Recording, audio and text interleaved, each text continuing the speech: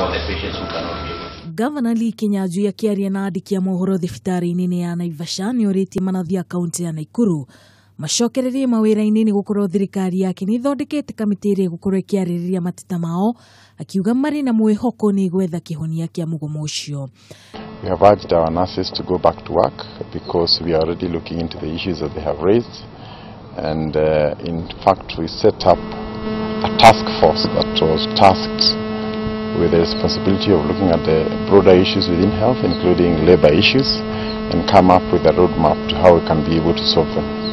So as the task force is going around implementing and collecting views, it will be of great importance that our nurses go back to work so that we can reduce the suffering and get our hospitals back to work. Lee ni ugite mugomo ucio wa manathi ni uhotomithitie honge ciothe cia ugima wa mwiri na gutiga aruaru aingi makigirika. To make the right decisions. We may not want to sack them, that's not our first priority, but if they drive us to that, we will be compelled to do that out of choice.